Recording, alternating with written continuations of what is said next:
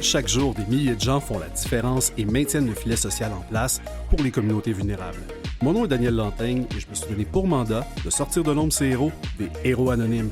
Aujourd'hui à l'émission, la dernière de la saison, j'ai le grand bonheur de vous présenter deux organismes tellement vitaux pour nos jeunes et leur transition vers la vie adulte. Bonne émission, c'est parti!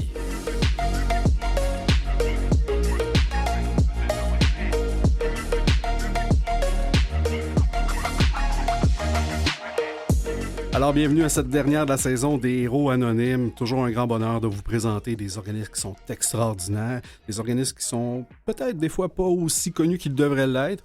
Et on va commencer ça avec un organisme que je découvre avec vous à l'instant qui s'appelle les Habitations, l'Escalier, Auberge du Cœur, l'Escalier. On essaiera de comprendre tout ça dans les prochaines minutes. Et j'ai grand plaisir de le faire avec deux intervenants de l'organisme, Marie-Lou Dugelet et Marc-Antoine Thériault. Bonjour à vous deux. Bonjour. Merci d'être avec nous au studio. Très content de vous recevoir pour parler de cet organisme-là qui a été mis sur mon radar par une de vos membres.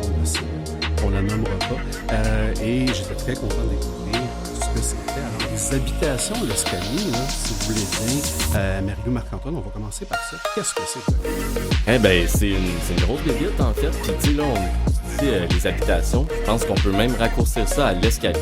Allons-y avec l'Escalier. L'Escalier, c'est une créature qui existe depuis la fin des années 80. Là, tu disais, là, il y a plusieurs volets. Donc, Marie-Lou et moi œuvrons dans le volet hébergement. Okay. Donc, c'est une ressource d'hébergement où on accueille un maximum de 20 résidents-résidentes par année. Je dirais là, qu'on accueille entre 50 et cette année 90 résidents par année. Donc, ça, c'est notre volet à nous. Il y a également les distributions l'Escalier, qui est le volet insertion sociale. C'est des gens qui sont plus ou moins éloignés du milieu du travail, qui vont faire un programme de 6 mois. L'idée, c'est de se réinsérer, c'est de faire un parcours vers un emploi qui est dit entre guillemets régulier. C'est un emploi régulier, mais c'est comme... encadré un peu. Oui, encadré, puis à leur rythme aussi, également. Ça, c'est important. De notre côté aussi, la notion de rythme, on essaie de la considérer dans l'optique qu'il y a cette plateforme-là un petit peu pour se stabiliser à leur rythme. Donc, c'est ça. Fait que ça serait le deuxième volet. Puis également, la fin de ce volet-là, qui est une boutique. Ouais. Dans le fond, il y a le programme de réinsertion, qui est du travail d'entrepôt. Voilà, les mots me manquent. Puis qui mène éventuellement à un travail en boutique, fait que du service à la clientèle. C'est comme l'aboutissement un petit peu là, de cette version-là là, de l'Escalier. Parfait. On y reviendra plus tard à cette fameuse boutique-là, puis le volet de l'employabilité. Mais comme vous êtes dans l'hébergement, on va commencer par ça, si vous voulez bien. Ça ressemble à quoi un moins jeune qui arrive chez vous? Comment déjà il arrive chez vous, ce jeune-là, et qui est référé à vous et qui peut-être aura un lieu d'hébergement? Ben, ça peut être par multiples moyens. Ça peut être par je vais y arriver, excusez-moi. Il y a plusieurs façons d'arriver chez vous. Il y a plusieurs façons d'arriver chez nous, exactement, que ce soit par le réseau communautaire, le réseau de la santé aussi, par Internet aussi, maintenant, un petit peu plus, ou par bouche à oreille. C'est pas mal ça. La façon d'entrer chez nous, c'est de nous appeler pour passer une entrevue téléphonique. Les jeunes qui viennent sont âgés de 18 à 30 ans. À l'auberge, en tout cas. Je pense que ça, c'est une notion qui est importante à spécifier. Oui, c'est pas une résidence de personnes âgées. Là. Exactement. Juste pour clarifier. Puis, c'est pas mal ça. On leur fait passer des entrevues téléphoniques. Après ça, en présentiel. Puis nous, on prend des décisions d'équipe. La notion d'équipe est très forte au sein de l'Escalier. On ne prend jamais une décision comme ça tout seul, à moins d'un danger imminent.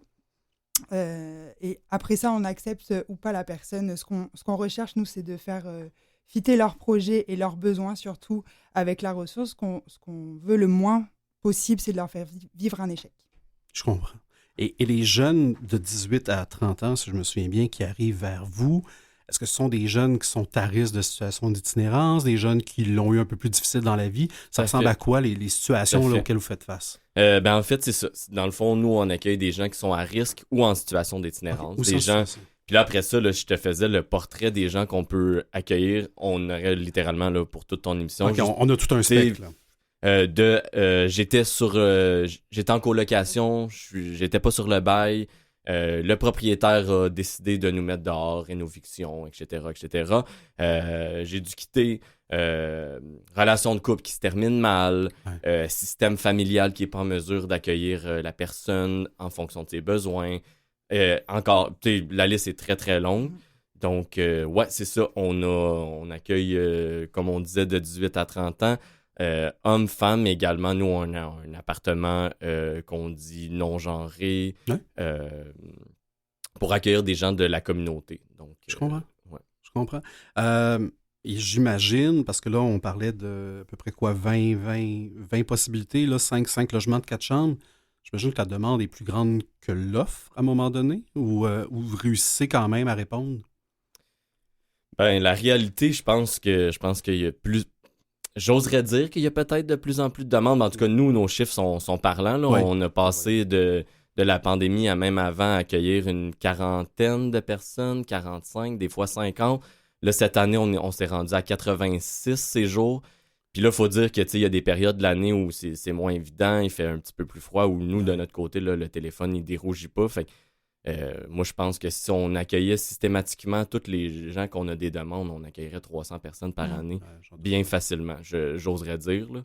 J'en doute pas. Et quand les gens arrivent chez vous, parce que là, évidemment, si on fait les chiffres, là, 5 logements, 4 chambres, on arrive à 20, puis là, vous parlez de à peu près 80 personnes. Donc, ils s'en viennent pas à ad vitam aeternam. Là. Ils n'arrivent pas avec le clan Panton, ils déménagent là, puis s'installent pour toujours. Je comprends qu'on est dans quelque chose de transitoire, quelque chose pour s'assurer qu'on se replace. Ouais.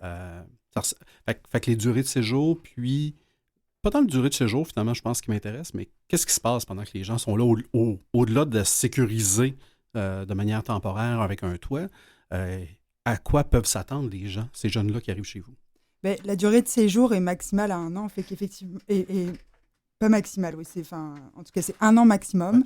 Puis effectivement, ils savent que c'est transitoire, comme tu disais tantôt, quand ils arrivent ici. La durée moyenne de séjour est de approximativement 3 mois. Cette année, ça descend un petit peu. Ça se veut par le fait qu'effectivement, ils arrivent ici pour se stabiliser. Ils ont des projets, le projet principal étant d'aller en appartement, ou tout du moins en colocation, quelque chose qui ressemble à leur budget mensuel, en tout cas. Fait que quand ils arrivent ici, ils le savent très bien que le but, c'est comme un tremplin pour aller vers le parc locatif privé ou en tout cas quelque chose de moins transitoire et de plus stable. Vers l'autonomie au final, ce qui est l'objectif aussi. Là. Ouais. Et j'imagine que vous ne faites pas que passer les entrevues téléphoniques et en présentiel. Comme vous êtes intervenant, mon Dieu, je vais essayer d'être très, très, très, très wise. Vous intervenez. Quel type d'intervention vous faites avec ces gens-là? Puis j'imagine qu'ils ne sont pas toujours pareils parce que tout le monde arrive avec son bagage de vie, avec sa réalité, avec l'anxiété que tout ça doit amener. Exact, tu as raison. Tout le monde arrive avec ses objectifs aussi qui sont variés. Ça peut être, comme Marie-Lou vient juste de mentionner, un départ en appartement. Ça peut être de se maintenir à l'emploi, de mettre des sous de côté, retour aux études. Puis après ça, tout le monde a son bagage, tout le monde a ses enjeux. Fait que des fois, ça peut être aussi simple que tenter d'obtenir du soutien dans le réseau, d'avoir un psychologue, d'avoir un suivi. Plus récemment, on voit de plus en plus des gens qui ont un statut ambigu, j'oserais dire. Oui. Donc, on essaie d'aider aussi à travers toutes ces démarches-là. Fait que c'est ça. Encore là, il y a autant de suivi qu'il y a de parcours. Ben oui, j'imagine. Ouais. Puis la façon d'intervenir, comme tu le demandais, nous, on met le jeune ou la jeune, en tout cas les personnes qui résident à l'auberge, au cœur de leur projet. Ça, c'est vraiment un de nos chevals de bataille sur le pouvoir d'agir. Et que c'est pas nous qui décidons pour eux, c'est vraiment eux qui sont au centre de leurs décisions. Et que si du jour au lendemain, ils disent je m'en vais, puis je prends telle et telle décision, mais pas de problème, on est tout à fait raccord avec ça. J'adore le principe. est-ce que vous sentez que c'est plus difficile à ces gens-là de se relocaliser? On regarde les prix du logement à Montréal, notamment, ils n'ont pas diminué. Les rénovictions, tout ça. Bref, se trouver un loyer à Montréal abordable, c'est pas évident. On dirait que ça prendrait 20 colocs dans un 3,5 pour arriver avec une facture mensuelle qui fait du sens. Est-ce que ça, vous voyez peut-être que ça retarde des projets, des fois, de se stabiliser? Oui, ben oui, puis aussi ça nous permet de faire le pont avec nous un projet qu'on a commencé depuis de ça à peu près 1 an qui vise à justement prolonger l'aide qu'on offre mais en post-hébergement. Je te donne un exemple, quelqu'un qui va être chez nous quelques mois, puis l'enjeu ça serait mauvais crédit, références qui sont pas très bonnes ou juste le fait que le revenu est moindre. Oui. Bon, ben, nous, ce qu'on offre, c'est un projet qu'on appelle Envoie à maison. Qui est oui, c'est comique. J'adore ça. Qui est le prolongement, en fait, des services qu'on offre. Fait que notamment les services psychosociaux, mais aussi toute la sphère de l'aide. Dans le fond, de l'aide alimentaire, de l'aide financière, puis le prolongement là, du soutien psychosocial qu'on offre habituellement. Puis ça vise également à des gens qui vont faire un séjour chez nous. Il y a possibilité qu'on les aide à déménager, qu'on puisse aussi co-signer des bails, des baux en fait. Ouais. Fait que c'est intéressant pour quelqu'un qui aurait pas de crédit ou qui l'aurait magané à travers les années, mais il y a une possibilité que nous, on puisse comme être en soutien. OK, vous allez enlever ces petits bumps-là, je vous dis, sur le chemin. Là. Exact. Puis tu sais, Marie-Lou parlait de pouvoir d'agir. Fait que de cette façon-là, on lui remet le pouvoir, c'est ton appartement. On est là au cas où, mais c'est comme si on enlevait tes petits trous. Là. C'est un peu enfantin là, comme image, mais je pense que c'est la meilleure façon de l'illustrer. Moi, j'aime ça garde un certain filet de sécurité d'une certaine façon. La personne ne se sent pas complètement abandonnée. Marie-Lou, Marc-Antoine, si vous voulez bien, on va prendre une petite pause. On continue cet échange-là dans quelques instants.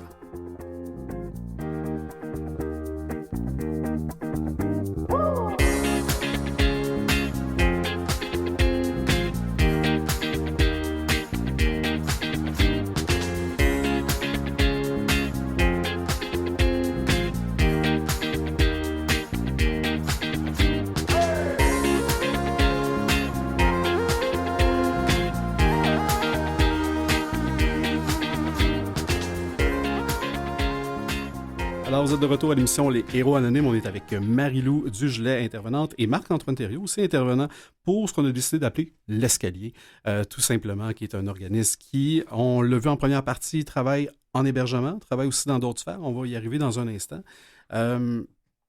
Marie-Lou, Marc-Antoine, vous avez choisi, ou la vie vous a imposé, je ne sais pas, d'être intervenant dans cette organisation-là. Qu'est-ce qui fait en sorte que vous avez choisi l'Escalier et surtout que vous y êtes encore? Parce que dans le domaine de l'intervention, dans le domaine communautaire, on s'entend des fois, c'est pas les conditions du secteur privé. Il y a aussi beaucoup de chasse de talent dans ce secteur-là. La pénurie de la main-d'œuvre, elle est partout, elle est aussi là. Qu'est-ce qu'il y a de spécial à l'Escalier? Une bonne question. Ben, en fait, je pense qu'à la base, l'appel du communautaire, je pense que et moi et Marie-Lou, d'autres offres se sont mis sur la table.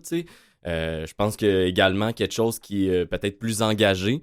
On est engagé dans notre communauté, dans le quartier. On est une équipe de travail très, j'oserais dire, militant. Très, ouais, c'est ça. On n'a pas peur d'aller en avant, même si en avant... c'est raboteux. Fait que je pense que ça, quelque chose de, j'oserais dire, même un petit peu plus punk, là, quelque chose de...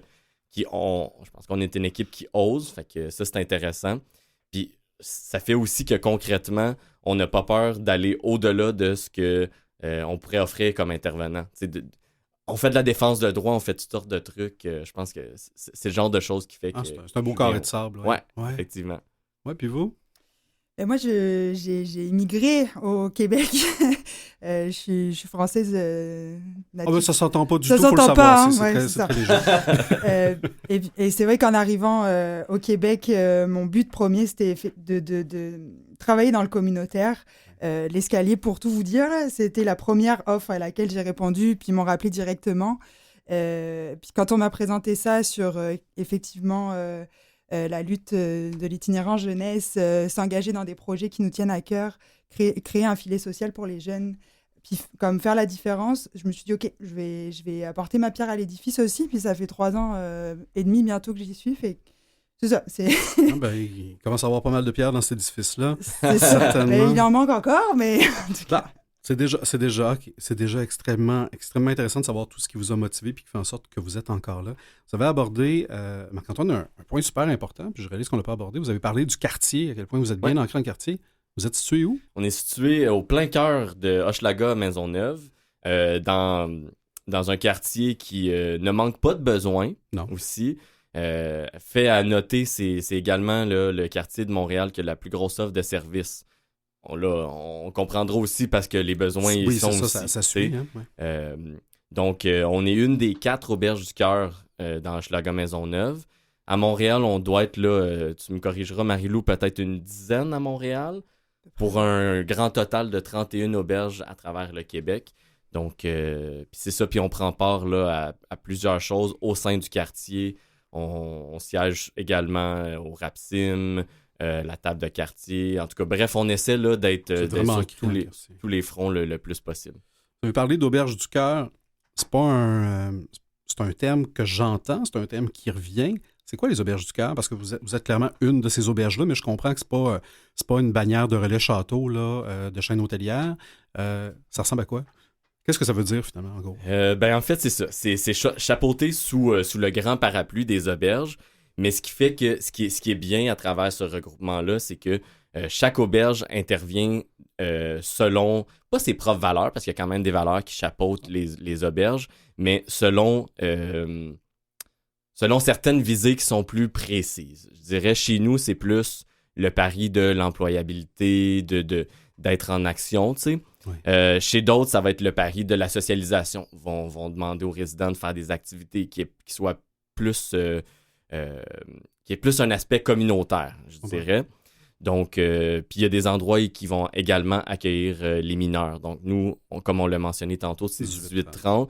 Il y a des endroits où ils vont avoir les mineurs. Il y en a jusqu'à 35. Fait que ça peut varier. Ouais. Puis également, selon la région ou le quartier, les besoins vont changer aussi. Ben oui, évidemment. Donc, il y a un tronc commun, mais vous avez chacun votre couleur, dans le fond, à travers ce qu'est l'auberge du cœur. Donc, pour moi, le volet de l'hébergement, je le comprends extrêmement bien. Il est incroyable. J'adore votre approche. On a fait référence à l'idée. Vous avez parlé de travail en usine. Je pense que c'est pas en usine, en entrepôt, pardon. Oui. Depuis 1994, je me fie à mes notes. Ces gens-là, est-ce que c'est pas nécessairement des gens qui ont passé directement par l'hébergement? C'est deux portes qui peuvent peut-être coïncider, mais pas nécessairement? C'est tout à fait ça. Okay, les personnes qui travaillent aux distributions, l'escalier, ne sont pas forcées d'habiter à l'escalier, à l'auberge en tout cas, et inversement. Mais c'est vrai qu'il peut y avoir des points, effectivement. Ça pourrait. Et les gens qui s'en vont vers les services d'employabilité, est-ce que vous savez un peu c'est quoi la grande porte d'entrée? Comment je me réveille un matin et je me dis « Hey, je vais aller là pour peut-être me remettre sur le marché du travail ou, je ne sais pas, rendu à cet âge-là, peut-être même accéder à un premier emploi. Un peu de la même façon que du côté des habitations. Okay. Fait que ça se passe généralement par le téléphone. Fait qu'ils ils appellent. Je pense qu'ils peuvent également appliquer en ligne. À confirmer. On va garder la porte ouverte. Donc, je pense que habituellement, ça se passe par téléphone. Puis c'est le même processus que pour un travail d'irrégulier. Donc, un processus d'entrevue, j'oserais dire de sélection, là, mais disons, les critères sont plus larges que pour certains autres postes. Il doit y avoir moins de freins à l'entrée, j'imagine. Ben oui, sinon, ça perdrait un petit peu de son sens. Oui, c'est ça. Sinon, aussi bien aller envoyer son CV dans une organisation plus normative. Exact. Et vous avez, si je ne me trompe pas, décidé de vous concentrer dans une niche qui est des produits fins du terroir québécois. Ça ressemble à ça? Exactement. OK, parfait. Et donc, qu'est-ce qu'ils ont à faire, ces gens-là? Parce que j'imagine qu'il il doit y avoir des commandes en ligne, il faut les mettre dans les boîtes, il faut les expédier. J'ai compris qu'il y avait une boutique, si je ne me trompe pas, au marché Maisonneuve. Donc le travail d'employabilité, savez-vous quel type de poste ou quel type de fonction on retrouve là-dedans? Oui, c'est un peu tout ça, en fait. Ça peut être la réception, donc la réception au sein des distributions. Ça va être, comme tu l'as mentionné, ça peut être la préparation de paquets cadeaux. Le temps des fêtes, c'est occupé aussi de leur côté. Tout ce qui est le corporatif aussi, il y a des paquets qui vont s'en aller dans toutes sortes de compagnies. Ce volet-là, puis également, je crois que la plupart des séjours se soldent par un séjour à la boutique. Dans le fond, c'est des chiffres dans une petite boutique, comme tu l'as mentionné, au marché Maisonneuve. Puis c'est de la vente de produits locaux. Donc, c'est administrer un commerce, faire le service client, compter la caisse, juste être présent, tu sais, Dans le vrai monde. de suivre un horaire là aussi, d'avoir une espèce de petite routine. Mais il y a aussi, le côté aussi livraison, parce qu'ils livrent à l'extérieur de Montréal, peuvent aller jusqu'à, je pense, Québec. Sherbrooke, même. Sherbrooke. OK, ils font pas juste mettre un timbre là, puis déposer ça parce Non, que... Et qu'il y a tout le volet aussi livraison qui tend à s'expandre un petit peu plus chaque jour. Notre directrice générale est pas mal là-dessus. Oui, ça doit être toute une coordination puis une gestion, là, effectivement. Puis les jeunes, ça suivent la personne en livraison pour avoir aussi cet aspect-là. Et c'est une grosse formation. Vraiment, donc autant... Ça permet d'ouvrir un tas de portes à différents métiers, en service à la clientèle, en travail en entrepôt, en livraison, en logistique, tout ça. Ça fait une expérience de travail aussi qu'ils peuvent mettre sur leur CV. Ben oui. Il y a moyen d'avoir aussi d'autres formations connexes, mettons, chauffer des livres, des trucs comme ça. Fait que ça rajoute quelque chose à ton CV si éventuellement tu décides de postuler dans un autre endroit. Ben oui, c'est vraiment pas bête. Et donc, les gens peuvent commander en ligne s'ils souhaitent le faire. Donc, tant qu'à commander ces différents produits-là, produits locaux, mais en plus, sachant qu'il y a toute cette mission-là en arrière de l'organisation, ben pourquoi pas avec Distribution L'Escalier et se rendre au marché Maisonneuve. Donc, quand on va au marché Maisonneuve, les employés qu'on voit, dans le fond, ce sont des gens qui font partie de ce programme-là. Exactement. Essentiellement. C'est extraordinaire. Je trouve que vous faites un beau bout en bout, même si un ne va pas nécessairement avec l'autre, mais dans le fond, de savoir que dans la vie, ben, ça se peut que la vie parte moins facilement, la vie adulte, notamment. Comme un continuum un peu, Ouais. là, d'une certaine façon. Oui, totalement. Et milieu communautaire, votre organisme, évidemment, il n'y a rien de facile. Souvent, il y a une pression, les besoins augmentent. La santé mentale, ça s'est pas grandement amélioré dernièrement, là, avec le petit baromètre que j'en ai. Mais qu'est-ce qui a changé? Ben, vous, Marie-Lou, vous êtes là depuis 3 ans. Marc-Antoine, je ne sais pas, vous êtes là depuis combien de temps? Ça fait 2 ans bientôt, 2 ans. ouais. Avez-vous vu un changement dans le profil des jeunes, dans leur situation personnelle? Je vous dire, il me semble que c'est pas très optimiste là, avec le temps. Ouais, mais c'est ça. Je te dirais, ben là, notamment l'accessibilité à tout ce qui est le locatif et on s'éloigne de plus en plus. Je pense que ça, c'est un enjeu parmi tant d'autres. Je pense aussi que la pandémie a été un enjeu propice à beaucoup de désorganisation et pour les intervenants et pour les résidents. Donc, je pense que ça aussi, ça a été un enjeu qui nous a touchés de loin, tu sais. Est-ce que je vais perdre ma job? Ça va-tu fermer? Ouais, je pense que ça c'est notamment quelque chose qu'on a pu observer, là. Puis aussi dans les besoins au niveau de services en psychologie, justement, vu que la santé mentale, c'est, comme disait Marc-Antoine, les personnes sont plus désorganisées, ou en tout cas, c'est ça. Fait que la demande a augmenté, mais les listes d'attente aussi, fait qu'il y a comme des bris à ce niveau-là. Puis nous, on pallie quotidiennement aussi à ce manque-là. À ce manque-là. C'est pas mal ça. Oui, puis là, j'ai 2 intervenants extraordinaires devant moi. Vous êtes combien d'intervenants à l'escalier pour réussir justement à essayer de pallier le plus possible à tous ces besoins-là? Présentement, si je compte bien, nous sommes 7. Puis du côté des distributions, également, il y a des intervenants. Je pense qu'on a omis de mentionner ça. Du côté des distributions, également, ils ont accès à du soutien psychosocial. Il y a des intervenants. Et c'est pas juste des formateurs professionnels exact. qui leur montrent comment balancer une caisse. Là. Il y a tout l'encadrement. Exact. Il y a des... Fait que, là, disons, là, d'intervenants, on doit être une dizaine. Ouais. Une dizaine. Et évidemment, tu sais, si je vous donne une baguette magique, si vous avez à rêver à ce que l'escalier réussira à faire plus tard, à quoi vous pensez? Bonne question. J'ai l'impression qu'avec la direction qui est en place, l'équipe d'intervenants que nous sommes présentement, je pense qu'on s'en va vers quelque chose de mieux, du nouveau, de l'expansion. Fait que bonne question. Je ne saurais trop quoi répondre pour le futur, en fait, que les conditions de travail continuent de s'améliorer pour les travailleurs, qu'on puisse offrir davantage de services, de meilleurs services. Ouais, c'est ça. Et vous, Marie-Lou, vous avez une piste, là, je pense. Ouais, j'ai une piste, effectivement, pour l'expansion, puis effectivement, les projets qu'on aimerait se donner. Ça serait du financement, dans le fond, beaucoup, parce que là, l'organisme les auberges du cœur sont financées en majeure partie par Centraide et le PSOC. Après ça, on a des dons aussi de personnes ou d'entreprises. Ouais. Et aussi des financements qui sont par projet. Donc, c'est des appels à projets. La directrice générale doit y répondre pour qu'on puisse avoir du cash. C'est ça. Ça pérennise pas tant le... Non, le financement par projet, c'est pas toujours extraordinaire. On aimerait ça que ce soit la mission pour, justement, le continuum de services puisse s'expandre en 2024, 2026, etc., etc. Et moi, je dirais ça. Il faut de cash. Oui, certainement. Une certaine stabilité financière, sans doute. Oui. Oui, ça enlèverait un stress probablement. Ça permettrait des fois, ça permettrait de rêver aussi. Vous avez fait référence au PSOC. Donc, juste pour les gens qui sont moins familiers, c'est le programme de soutien aux organismes communautaires qui fait du sous-financement à la mission par les fonds publics. Là, c'est géré généralement par les CIUS et les CIS. Mais par contre, on s'entend que c'est évidemment pas suffisant. Mm-hmm. Les gens qui nous écoutent, j'aime toujours penser qu'on a deux publics. Un public qui pourrait avoir besoin de vos services, puis aussi un public qui n'en a peut-être pas besoin, mais qui est tombé en amour avec vous. On ne peut que les comprendre, mais si les gens nous écoutent, ont le goût de vous donner un coup de main, évidemment, le cash, on l'a bien compris, Marie-Lou. Est-ce qu'il y a d'autres façons de vous aider, puis finalement, c'est ça, de vous aider? Oui, nous, non seulement il y a l'argent, mais après il y a l'amour aussi. Il y a l'amour, faut pas l'oublier. Non, mais ce qui est important aussi, c'est qu'on recueille aussi les dons autres que financiers. Donc, quelqu'un qui a une garde-robe d'hiver dont il veut se débarrasser, on peut être preneur. La nourriture, on est tout le temps preneur. Ça sera redistribué aux résidents de l'organisme.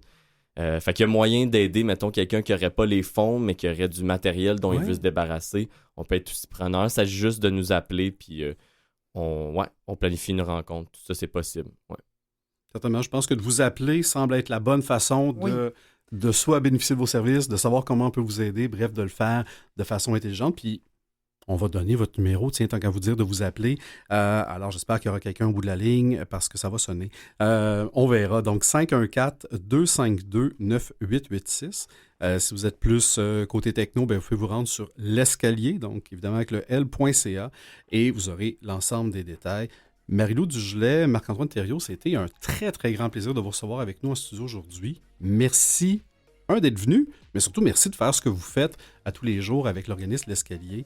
Et évidemment, vous, en ondes, j'ai goût de vous dire, restez donc à l'écoute. C'est pas terminé cette émission-là, on recommence dans quelques instants avec un autre organisme.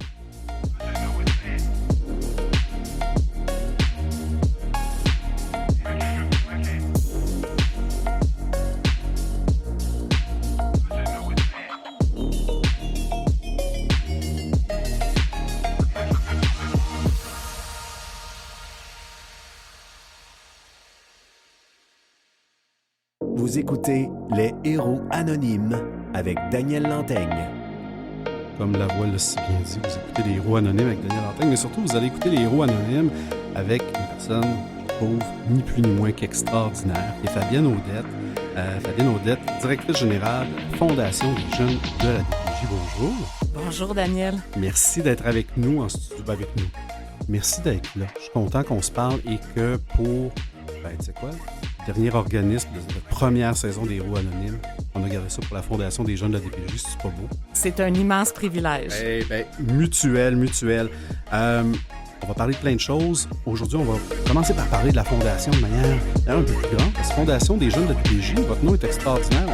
On est capable de deviner ce que ça fait. Hein? Ça aide les jeunes de la DPJ, je présume.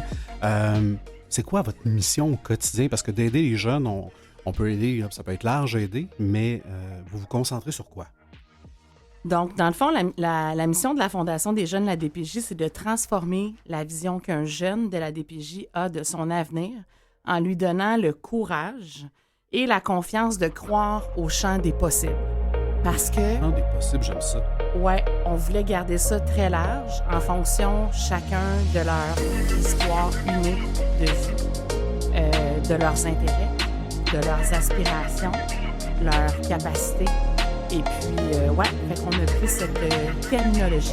J'adore ça, le champ des possibles. Parce qu'effectivement, les jeunes qui arrivent chez vous ont leur bagage de vie qui est unique et spécifique à chacun. Puis, ils vont avoir chacun leur ligne de vie.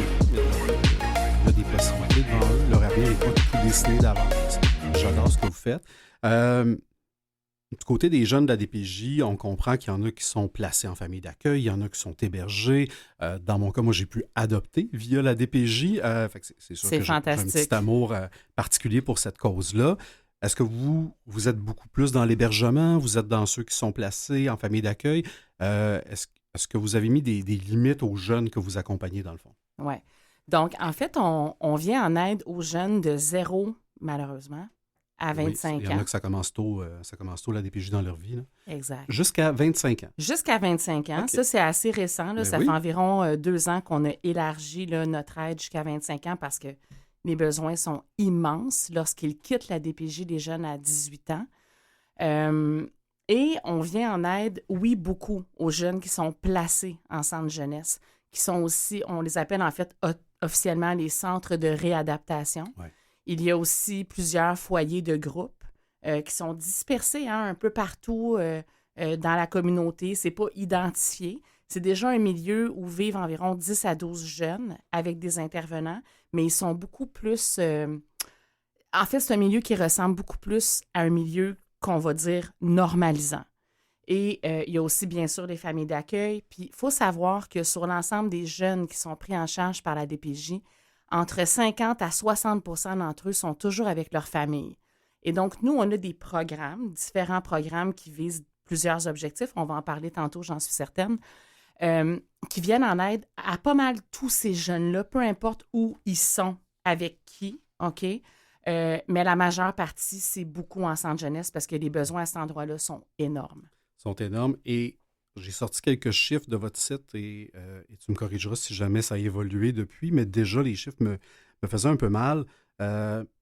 Au Québec, il y a plus de signalements que de naissances chaque année. Et actuellement, il y a plus de 42 000 enfants qui sont pris en charge par la DPJ dans la province.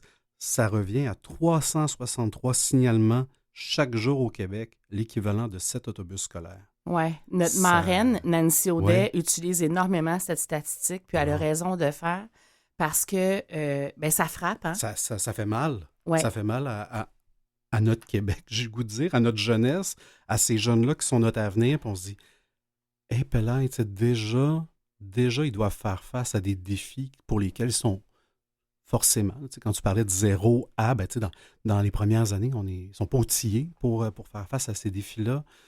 Ça fait mal, moi, quand je lis ça, mais en même temps, on a besoin d'un reality check, je pense, par rapport à notre situation. Là. Exactement. Puis nous, on souhaite vraiment que l'aide de la Fondation des jeunes à DPJ soit complémentaire à ce qui existe déjà dans les communautés, que ce soit en termes d'aide alimentaire, de soutien pour les familles, de répit, bref, toutes les ressources communautaires, sociales qui existent dans la région, là, au Québec. Et surtout, on veut être très spécifique pour les jeunes qui sont pris en charge. Donc, des fois, on nous demande, ouais, mais qu'est-ce qui arrive avec les jeunes dont les signalements ne sont pas retenus?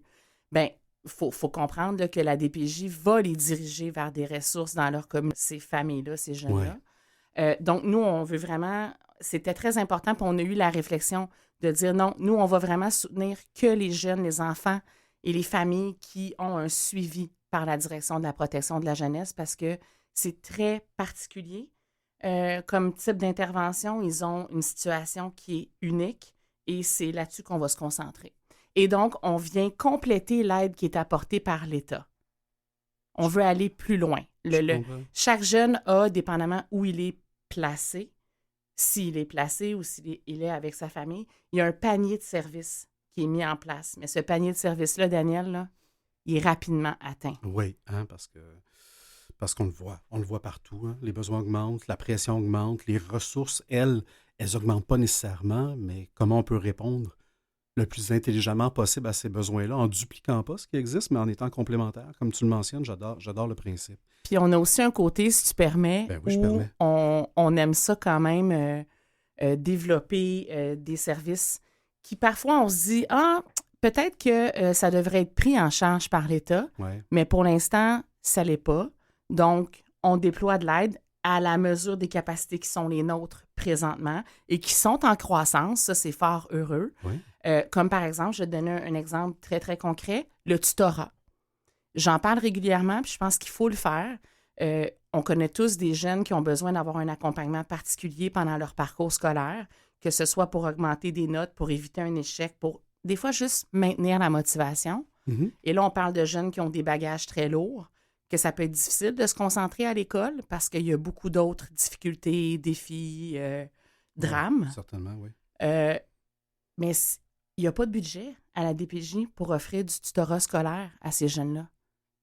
Alors, c'est notre fondation qui le fait. C'est vous qui arrivez là. Et à ce là, moment-là. présentement, on le fait pour les jeunes qui sont pris en charge à Montréal, mais il faudrait que ce soit fait aussi ailleurs, dans d'autres régions. Donc, on est en train de regarder ça. Tu m'amènes sur une piste. Fondation des jeunes de la DPJ, c'est un nom qui est en place et qui est rendu, je vais vous dire, quasiment dans le vocabulaire commun, mais ça fait pas si longtemps que ça que vous êtes passé d'un nom qui s'appelait la Fondation du Centre jeunesse de Montréal, Fondation des jeunes de la DPJ. Vous n'avez pas abandonné Montréal, là. Pas du tout. Phew. Au contraire. Au contraire, parce que ce serait une absurdité. Ben voilà. On voilà. va pas déshabiller Paul pour habiller Pierre, comme on dit en bon québécois. Donc, ben non. Alors, on maintient notre part d'attache, c'est Montréal. On Toujours. travaille main dans la main avec les équipes DPJ, Programme Jeunesse à Montréal. Et on a fait le constat, déjà il y a quelques années, notre conseil d'administration, que les besoins étaient énormes Ben, certainement. et que les ressources qui existent présentement, tant communautaires que philanthropiques dans les autres régions du Québec, c'est très inégal et qu'on ne répond pas à l'ensemble des besoins. Et donc, nous, on a fait ce constat qu'on était capable de faire plus. Et donc, à partir de ce moment-là, vous comprenez que la seule voie possible, c'est que si on fait le constat qu'on peut faire plus, on doit faire plus. Oui. Alors, c'est ce qu'on est en train de faire. Ah, c'est Depuis extraordinaire. novembre 2021, on a modifié le nom de la fondation déjà pour être plus clair, pour que les jeunes aussi pris en charge par la DPJ et ceux qui sont en transition, donc plus vieux, puissent facilement nous trouver. Et on voulait aussi quand même faire un certain détachement avec l'institution parce qu'on est vraiment une organisation autonome. Pleinement, tout à fait. On travaille en collaboration étroite, mais nous sommes un organisme avec notre propre CA, notre propre gestion, complètement souverain, là. Je trouve ça extraordinaire et j'ai l'impression, et corrige-moi si je me trompe, qu'on n'a jamais autant parlé de la DPJ que dans les dernières années. Je pense à la commission, je pense, Nancy Audette, votre marraine, Anaïs Favron, votre porte-parole, font un travail aussi extraordinaire. Puis vous aussi, Fabienne, là, vous faites évidemment tout ce beau monde-là ensemble, vous faites un travail extraordinaire et ton équipe. Qu'est-ce qui se passe avec la DPJ? Pourquoi on en entend autant parler? Puis je vais vous dire, on en entend parler un peu plus avec de l'espoir que juste des situations hors contrôle ou des bad luck qui se sont passés avec des fugues ou des éléments comme ça. Là, j'ai l'impression qu'on se donne le droit de rêver à l'avenir de ces jeunes-là. Est-ce qu'il y a un momentum particulier? Clairement que, à partir de 2020, mais aussi particulièrement depuis la refonte, le changement de nom, tout Ouais. ça, élargissement de la mission, en 2021, on a fait le constat que, dans le fond, les médias font leur travail, mettent de l'avant les histoires. Parfois, il y a des failles. Ils ont tellement de dossiers. On connaît aussi l'enjeu de la pénurie. On en parle beaucoup. Donc, malheureusement, puis on espère que ça arrive le moins souvent possible parce que c'est terrible, là, c'est inacceptable. Mais il y a aussi beaucoup de belles histoires. Puis, à la base, là, il faut que ces propres jeunes-là qui sont pris en charge, là, faut qu'ils puissent croire qu'ils ont un avenir. Il faut aussi qu'on arrête de nourrir ce fameux stigma, Oui. cette honte. Hein? Parce que, vous le dire, là, notre nom ne fait pas l'unanimité à l'interne. Hein? Les intervenants ne trouvent pas ça très bon, là, la Fondation des jeunes de la DPJ. Cette étiquette-là. OK. Oui. Mais il a fallu qu'on travaille fort pour leur dire non, mais on a besoin de ça. Si vous regardez de la manière que c'est nommé dans les médias, c'est comme ça qu'on en parle. Toujours. Et moi, je vois la différence quand je vais rencontrer des entreprises. Là, c'est beaucoup plus clair. Oui. Avant, ils ne comprenaient même pas qu'on était là. Et c'est une cause qui doit prendre plus d'espace. Parce que, je veux dire, si on se compare avec d'autres problématiques qu'on a, que ce soit du côté santé, en termes quantitatifs, les jeunes de la DPJ sont extrêmement nombreux. C'est notre avenir au Québec. Il faut les outiller. Il faut... Ça prend des politiques sociales qui vont se développer. Il faut que la communauté... C'est beaucoup ça que Mme Laurent disait dans le dépôt de son rapport final. Moi, ça vibre beaucoup, ce message-là, de dire, vous savez, la DPJ, présentement, je rapporte le mieux possible ces paroles, là, la manière que moi, la DPJ, présentement, c'est comme l'urgence, alors que ça devrait être les soins intensifs. Puis elle nous a dit très clairement, puis on se rappelle encore avec son ton, hein, il va falloir que tout le monde s'implique, là. C'est un projet de société. C'est pas juste la DPJ qui va régler le problème, là. Totalement. Et moi, je veux vraiment partager, puis j'en profite, là, j'ai un micro, fait que c'est la meilleure place. Mais à quel point, moi, les gens que je rencontre au quotidien, puis là, ça fait 3 ans que je suis dans mes fonctions, à la DPJ, sont des personnes pour qui c'est une vocation, là, avec un cœur immense, puis ils vont au-delà là, des heures prévues dans leur semaine. C'est clair. Pour l'avoir vécu, pour l'avoir expérimenté, c'est pas personne qui est là pour les mauvaises raisons. Ça, c'est clair. Ce sont des gens qui sont complètement dédiés. On traite de l'humain. Hein. C'est pas une shop, c'est pas une usine, c'est pas un processus A à B. Là. Ce sont des gens extrêmement dévoués. Alors, je pense que si la Fondation peut leur permettre de réaliser ces ambitions-là et d'en faire peut-être plus, d'en faire peut-être mieux, en tout cas, puis d'être toujours cohérent Ben aussi. oui. Puis ces fameux messages positifs, puis les belles histoires dont tu parlais il y a quelques instants, ben c'est un peu ça l'idée aussi, c'est de faire rayonner ce qui va bien. Ben oui. Puis J'ai pour le les goût qu'on en jeunes... écoute une histoire positive. Oui, ça te va s'il dessus? te plaît. Faisons ça. Il y a un certain Jacques, on en reparlera tout de suite après si ça te va, mais parlant d'histoire positive, il y en a une extrêmement belle. On l'écoute à l'instant si ça te va.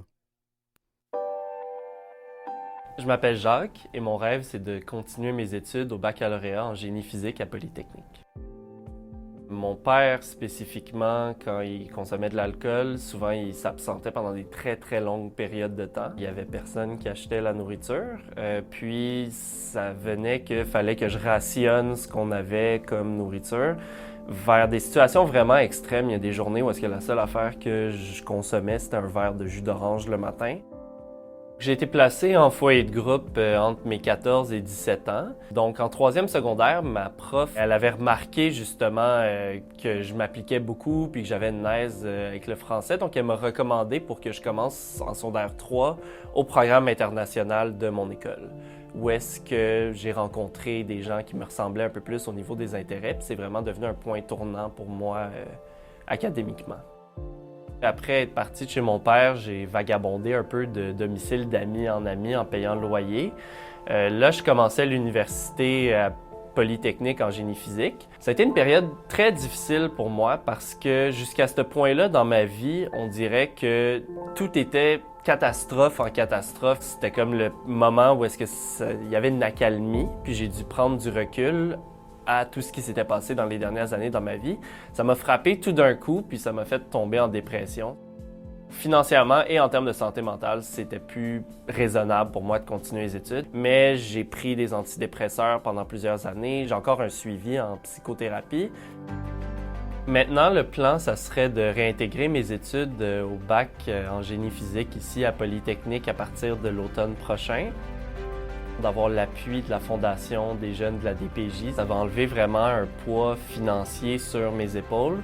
Puis aussi, ça va me donner un support moral qui va me permettre non seulement de recommencer mes études, puis de réussir là-dedans, puis de me démarquer dans mon domaine. Merci de m'aider à réaliser mon rêve. Merci à toi, Fabienne, ton équipe, évidemment les gens autour, les donateurs, les bailleurs de fonds, d'aider Jacques et un tas d'autres jeunes et moins jeunes, on parlait jusqu'à 25 ans de la DPJ. Ça, pour moi, pour ceux qui ne comprennent pas exactement ce que ça fait, je pense que ça met bien la table. L'histoire de Jacques elle est extraordinaire. D'ailleurs, si vous nous écoutez, vous voulez la revoir, vous voulez même la voir, parce qu'il y a un clip qui est disponible en ligne sur votre site web. Moi, je trouvais que ça mettait bien la table pour la suite des choses. Tout à fait.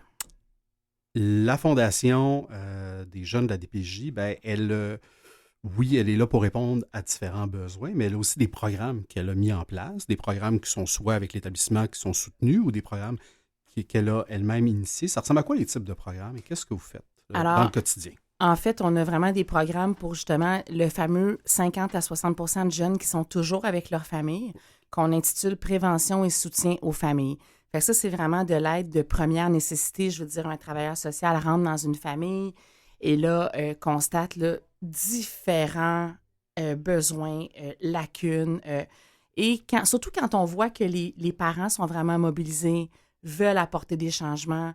Puis ça, il y en a, hein, vraiment, ça se produit. Il faut qu'on le sache, là, ça se produit. Bien, nous, c'est sûr qu'on va avoir envie de les aider pour faciliter tout ça. OK. Alors, tu sais, ça peut arriver des fois qu'on va acheter un lit, qu'on va acheter procurer des vêtements. toutes sortes d'affaires, des électroménagers. On a des donateurs aussi qui nous donnent du matériel puis qu'on peut juste comme redonner ensuite, là. Alors, bon, ensuite, on a un programme autour de la persévérance scolaire. J'en ai parlé un peu tantôt avec le tutorat, les bourses d'études postsecondaires, les galas Méritas. Là, arrive la fin d'année, on a un grand gala à Montréal où on remet des diplômes à tous les jeunes qui terminent leur sixième année, leur secondaire 5. Ceux qui ont eu une persévérance là, qui est importante de souligner aussi, avec des petits montants d'argent, un peu comme un parent fait. Oui. Hein? Puis on reçoit beaucoup de témoignages de jeunes suite à ça, là, qui sont très, très touchés d'avoir eu 100 ou 150 $, d'avoir pu faire ce qu'ils en veulent. Là. Ça leur est comme jamais arrivé. Là, c'est une belle tape dans le dos parce que j'imagine que, comme à grandeur du Québec, le taux de diplomation n'est pas si extraordinaire que ça. Non. Dans ces réalités-là, sachant que ces jeunes-là ont aussi toute leur vie qui continue à rouler en arrière d'eux, ils ne sont pas nécessairement complètement focalisés dans les études. Ça doit pas aider non plus à augmenter les chiffres de diplomation. Ensuite, les aider, il y en a qui vont aller faire des programmes d'insertion socio-professionnelle qui ont besoin d'être équipés, des câbles d'acier, toutes sortes de matériel. On les aide avec ça, le matériel scolaire au début de l'année. Ensuite, on a un programme d'intervention innovante, dont, par exemple, là-dedans, on a de la zoothérapie, on a un chien de soutien émotionnel qui est là. C'est un chien Mira.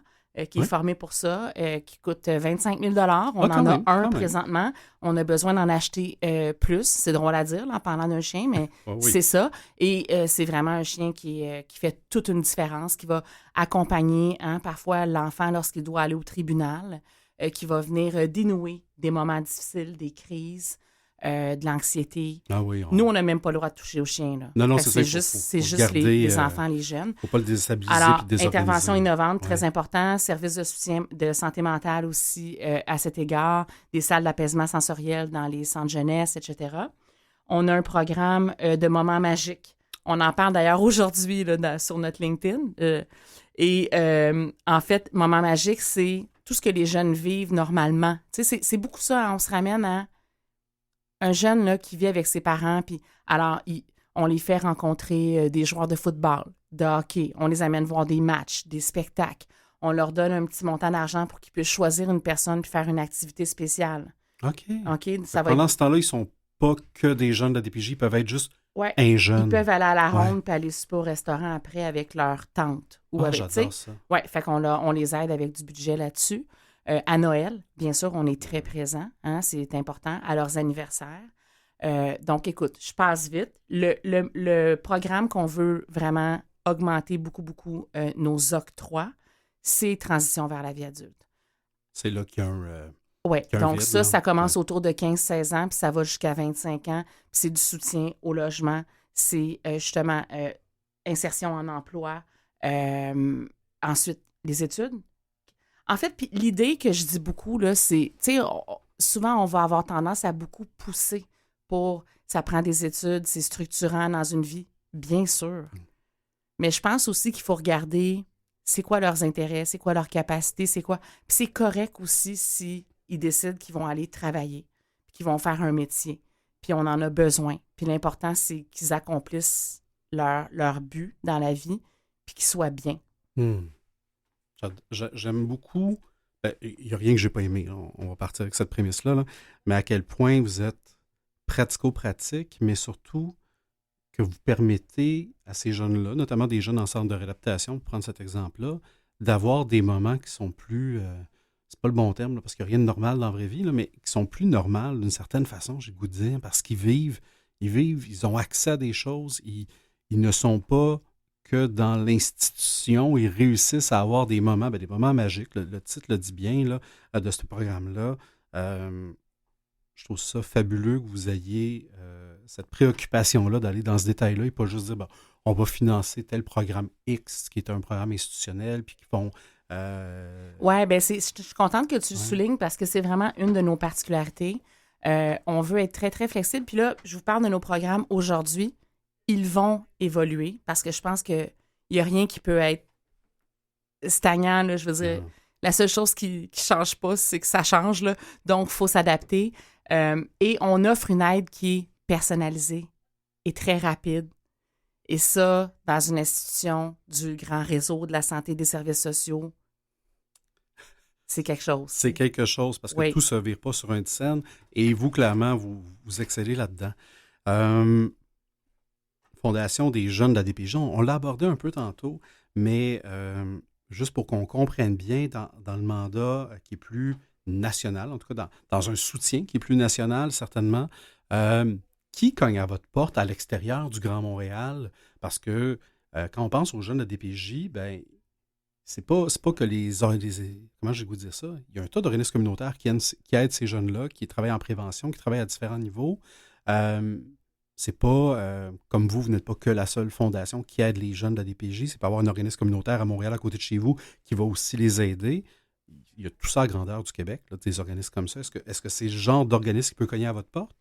Tout à fait. Donc, on parle effectivement d'organismes qui offrent de l'hébergement, de l'accompagnement psychosocial. On a beaucoup d'auberges du cœur au Québec qui font ça d'ailleurs. Dont on a reçu un en première partie de l'émission. Voilà. Ben oui. Apparemment, c'est plus de 50% des jeunes qui se présentent dans les auberges du cœur qui sont issus de la direction de la protection de la jeunesse. Alors, clairement que lorsqu'ils sortent à 18 ans, c'est pas terminé. Non, Ils sont pas prêts. Vraiment pas. Alors, des auberges du cœur, donc de l'hébergement, de l'accompagnement psychosocial, très important, ils vivent beaucoup de solitude. Aussi, on va être interpellés par les grands frères, grandes sœurs dans les différentes régions qui ont des programmes de mentorat. Ouais. Et quand je parle de solitude, bien, effectivement, avoir un adulte pour traverser certaines périodes plus difficiles, pour aider à prendre des décisions, ça fait une grosse différence. Totalement. On va être interpellé, en fait, par aussi des organismes d'insertion socio-professionnelle, toutes sortes d'organisations. Mais là, vraiment, on lance un appel, là. On veut parler avec plus d'organisations encore, des instances de concertation jeunesse sur les différents territoires à la grandeur du Québec. On est rendu là. Là, on vient de terminer, on vient de fermer, en fait, le deuxième appel de proposition qui a été lancé début février. Et puis, on a reçu beaucoup de projets, d'initiatives pour ces jeunes-là. Notre comité d'allocation va se pencher là-dessus dans les prochaines semaines. Puis, on va annoncer des nouveaux projets, là, probablement fin juin. Alors, il faut rester à l'affût. Sur notre site web, vous allez pouvoir voir aussi Fondation Jeunes DPJ, tous les projets qu'on a soutenus l'année dernière et qui sont en cours là, au moment où on se parle. Vous faites un travail extraordinaire de communication, d'ailleurs. Là, si vous ne suivez pas déjà puis vous écoutez là, la Fondation des jeunes de la DPJ, allez, oui, sur leur site web, mais sur leurs médias sociaux. Ce que vous faites est extraordinaire. Vous le communiquez très bien aussi. Fait que ça, je trouve ça extrêmement agréable comme... Ben, je pense aux donateurs. On veut toujours savoir, ben, il sert à quoi cet argent-là? Puis là, ben, on en a une illustration qui est très claire, qui est très simple à comprendre, puis on voit l'impact qu'a la Fondation à Montréal, puis je vais vous dire aussi partout au Québec avec ce nouveau pan-là que vous êtes ajouté dans le terme de soutien que vous faites. La Fondation des jeunes de la DPJ, je vous regarde aller depuis quelques années, vous êtes en grande croissance. J'entends parler de vous régulièrement. Ça a l'air à bien aller. Fabienne Audette, ça a fait 3 ans en avril dernier que tu es arrivé à la Fondation. Pourquoi la Fondation est arrivée sur ta vie, j'ai le goût de te demander? En fait, ça faisait vraiment plusieurs années que je souhaitais contribuer à cette cause-là. Moi, depuis que je suis tout petite, que je suis vraiment une personne très sensible, possiblement trop, à tout ce qui est jeune en difficulté. Et je suivais le dossier des DPJ de près. Quand la commission Laurent s'est tenue, j'ai suivi ça de près. Je suis une personne qui est très intéressée aussi par tout ce qui est politique, social. Et je travaillais dans une autre fondation. Et puis, c'est une personne de mon équipe qui m'a mentionné un jour, « Hey, il y a ce poste-là qui s'est libéré. La direction générale, à l'époque, c'est la Fondation du Centre jeunesse de Montréal. » Et puis, ça a été automatique, là. Je me suis dit... C'est ça. Aïe, aïe, je peux pas passer à... Tu sais, j'étais heureuse où j'étais, là, mais je peux pas passer à côté de ça. C'est pour moi. Et j'ai vraiment senti que ça allait fonctionner. Puis ça a fonctionné, je pense. Je pense que oui. Je vous regarde aller. Vous êtes rapide. Vous avez sûrement de la boue dans le toupette parce que tout ce que vous faites, c'est extraordinaire. Je vous entends parler de vous sur différentes tribunes. Je suis content qu'on vous reçoive aujourd'hui, certainement. Moi, je trouve que vous faites un travail extraordinaire. Donc, bravo à toi, Fabienne. Bravo à ton conseil qui a eu aussi, je vais vous dire, un peu l'audace de rêver plus grand que d'être et en tout respect, parce que ça prend des fondations qui soutiennent des établissements, mais de voir comment on peut mieux aider plus de jeunes aussi. Alors bravo à ton CEP, surtout bravo à ton équipe de te soutenir là-dedans. Vraiment, un grand coup de cœur cet organisme-là, un grand coup de cœur toi aussi, tu en doutes bien. Alors, on l'a mentionné tantôt, les gens qui veulent en savoir plus, qui veulent savoir ce que vous faites, mais qui veulent aussi vous donner un coup de main, je les invite à se rendre sur le site Fondation Jeunes, évidemment Jeunes au pluriel, dpj.ca, donc Fondation Jeunes dpj.ca. Vous pouvez également vous appeler au 514-593-2676. Fabienne, c'est déjà tout pour aujourd'hui. Ça a passé super vite. Ça a passé extrêmement vite. Merci d'avoir été avec nous. Comme je disais, c'est déjà tout pour aujourd'hui, mais c'est déjà tout pour notre première saison des Héros Anonymes. On se retrouve avec grand bonheur cet automne. Merci aux précieux invités d'aujourd'hui et de l'ensemble de la saison. À Mathieu Tessier à la mise en onde, Catherine Bourderon à la recherche. Je remercie également Jean-Sébastien Laliberté et Philippe Lapointe pour leur confiance. À vous qui êtes à l'écoute et qui vous êtes arrêtés sur notre émission, merci d'avoir pris le temps de découvrir ces organismes, ces héros qui pourraient peut-être vous soutenir ou à l'inverse que vous voudriez vouloir aider. Quoi qu'il en soit, on se donne rendez-vous l'automne prochain, alors que je vous ferai découvrir d'autres héros anonymes. Bon été!